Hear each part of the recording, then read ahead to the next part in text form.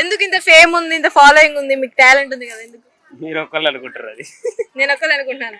అంటే మీకు వస్తాయి కదా రీల్స్, దీనివి సిగరెట్లు ఇవన్నీ వస్తే వెళ్తారా నార్మల్ గా? లేదు అంతేం లేదు.